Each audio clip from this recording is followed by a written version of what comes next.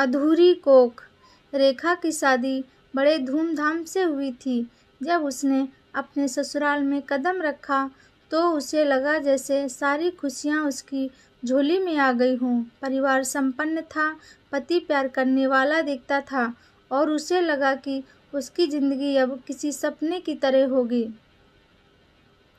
शादी के 2 महीने बाद जब रेखा को पता चला कि वह गर्भवती है तो उसकी खुशी का ठिकाना नहीं रहा। उसने सपनों में अपने आने वाले बच्चे की तस्वीरें देखनी शुरू कर दी। लेकिन जब यह बात सास को पता चली तो माहौल में अजीब सा बदलाव आ गया। अगले ही दिन उसकी ननद का फ़ोन आया, अभी तो एंजॉय करो भाभी, इतनी जल्दी बच्चे के चक्कर में मत पड़ो। मैंने भी 2 साल तक खुलकर ज़िंदगी जी, 3 बार गर्भपात कराया। रेखा को यह सुनकर अजीब लगा, पर वह कुछ कह नहीं पाई। ननद और पति के मिलकर उसे समझाया कि बच्चा अभी बोझ बन जाएगा। वह नई नई बहू थी, ससुराल में ज़्यादा विरोध करने की हिम्मत नहीं थी। पति की चुप्पी और ननद के तर्कों के आगे वह हार गई। और फिर वह दिन भी आया जब रेखा अस्पताल के ठंडे बिस्तर पर लेटी थी। उसकी कोख से वह नन्ही जान निकाल दी गई जिसे वह प्यार से संजोने वाली थी। वह लौटी तो शरीर हल्का था मगर आत्मा भारी।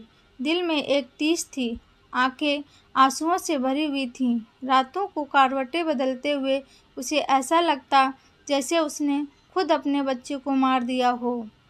एक हत्या जो उसने खुद करवाई थी। समय बीतने लगा लेकिन रेखा की बेचैनी कम नहीं हुई। इस बीच सास बहू के छोटे मोटे झगड़े शुरू हो गए। रेखा को अब यह घर पिंजरा लगने लगा।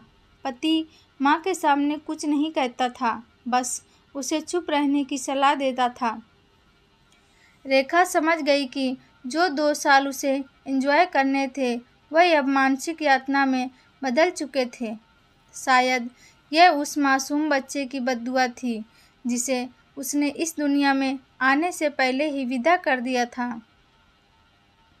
समय अपनी रफ्तार से चलता रहा। 2 साल बाद एक दिन अचानक खबर आई कि उसकी ननद के पति का एक्सीडेंट हो गया।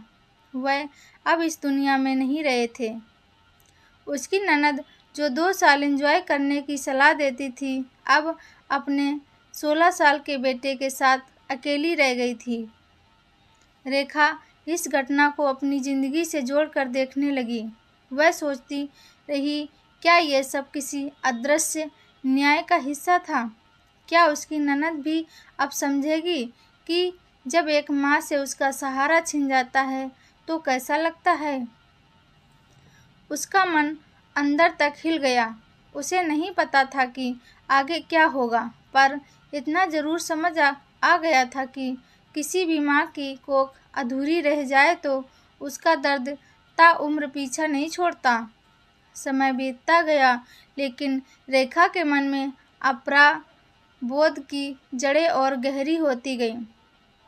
जब भी वह किसी बच्चे को देखती उसकी आंखें नम हो जाती। उसे लगता अगर वह बच्चा इस दुनिया में होता तो अब उसकी गोद में खेल रहा होता।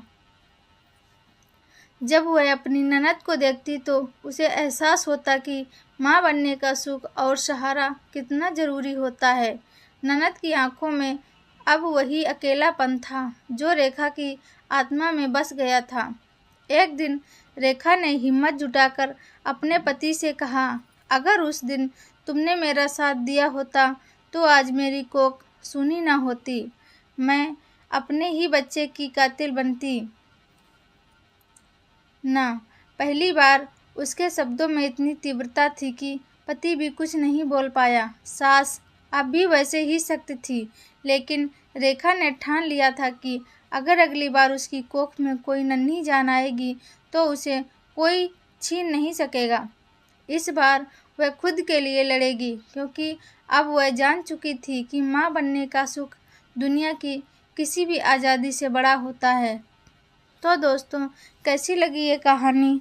ऐसी ही कहानियाँ सुनने के लिए इस चैनल को सब्सक्राइब